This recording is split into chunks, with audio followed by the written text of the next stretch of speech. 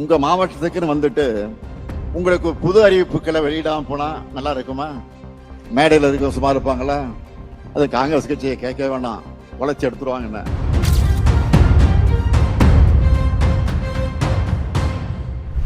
உங்க மாவட்டத்துக்குன்னு வந்துட்டு உங்களுக்கு புது அறிவிப்புகளை வெளியிடாம போனா நல்லா இருக்குமா?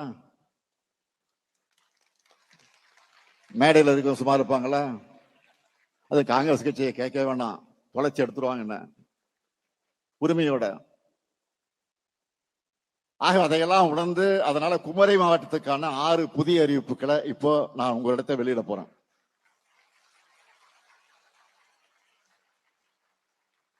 முதல் அறிவிப்பு, சுற்றுலா பயணிகள் அதிக அளவு வருகை தரக்கூடிய கன்னியாகுமரி நகராட்சியின் குடிநீர் தேவைகளை நிறைவு செய்ய பழையாற்றிலிருந்து கூடுதல் நீர் வழங்க 28 கோடியே 20 லட்சம் ரூபாய் மதிப்பீட்டுல புதிய திட்டம் செயல்படுத்தப்படும்.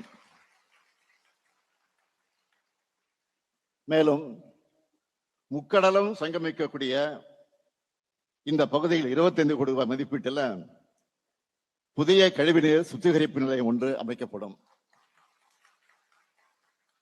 இரண்டாவது அறிவிப்பு, குளச்சல் நகராட்சி மற்றும் மண்டைக்காடு பேரூராட்சி பொதுமக்களுடைய நீண்டகால கோரிக்கையை நிறைவேற்றக்கூடிய வகையில் ஏவிஎம் கால்வாய் 1 கோடியே 20 லட்சம் ரூபாய் மதிப்பீட்டில் புனரமைக்கப்படும்.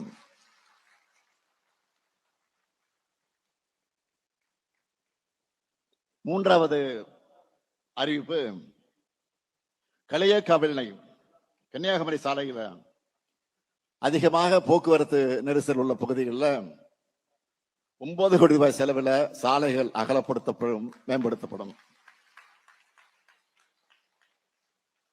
நான்காவது அறிவிப்பு, கல்குளம் வட்டம் முளகமூட்டில் உள்ள பழம்பெரும் தூய மரியன்னை பசிலிக்கா தேவாலயம் 2 கோடி ரூபாய் செலவில் அதன் பழமை மாறாம புனரமைக்கப்படும்.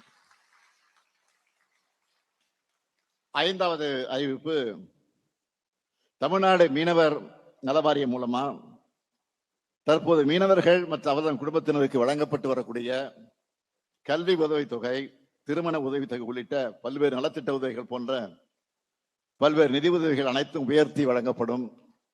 இதற்கான விரிவான அரசாணையும் விரைவில் வெளியிடுவோம்.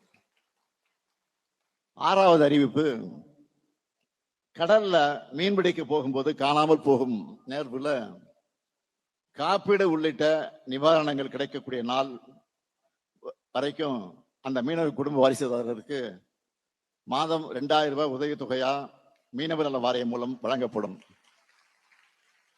இதுதான் திராவிட மாடல்.